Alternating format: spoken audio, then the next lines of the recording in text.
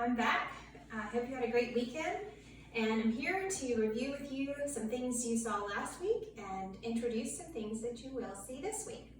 This week you're going to start to compare numbers according to their value, and you've probably done some of that in previous weeks, but it will get more challenging in that there'll be some decimal numbers and maybe some fractions.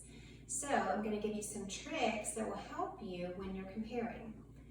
First of all, let's just look at these two number lines. We have 0 in the middle, and everything to the right of 0 would be a positive number. And in this case, we're talking about temperature. Everything above 0, as you get further from 0, the number is getting larger. The temperature, therefore, is getting warmer. And we know that because in the summer, the temperatures are higher and therefore further from 0, so they have a greater value. To the left of 0, the temperature is getting colder and the number's value is getting smaller or less. Same thing down here, numerically, when you're moving further from 0, in the positives, your number is getting greater. When you're moving further from 0 in the negatives, your number is getting smaller. That can kind of trick your mind. You can get used to thinking about numbers that are positive, and anything further from 0, it has a greater value.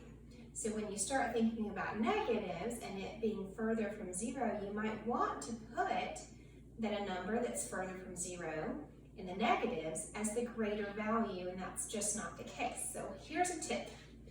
Left is less. So if you can use your number line as a reference when comparing numbers, that would be a trick to help you see which one is less. So let's look at the two black numbers. Okay, we've got -57 and -60. And we think, okay, which number would be further from 0, further from 0 on the left?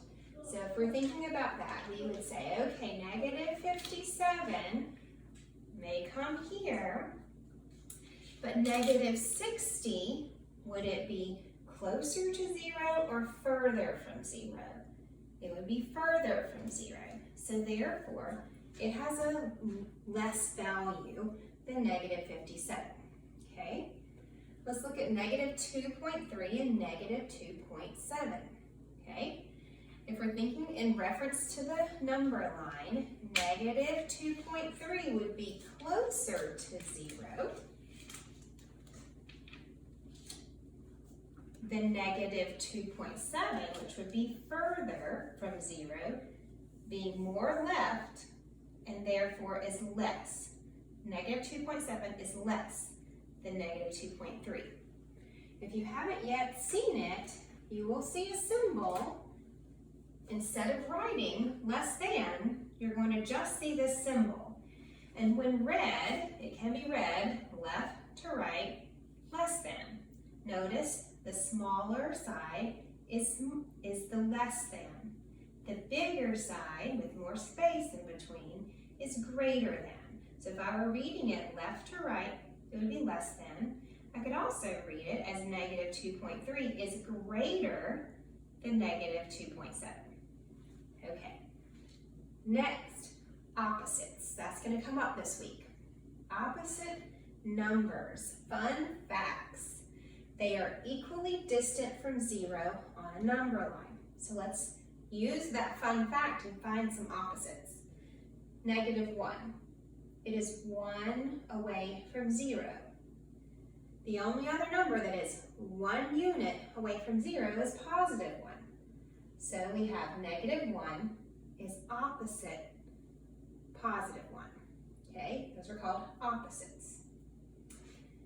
They also have the same absolute values. Remember, absolute value of a number is how far it is from 0. And it's always represented by a positive number. The absolute value of -2, right here. It is 2 units from 0. So its absolute value is 2. positive 2. Absolute value of positive 2 is also 2.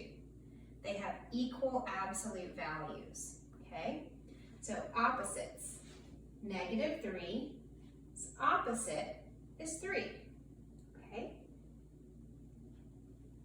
All right, y'all, good luck, and let me know if you have any questions.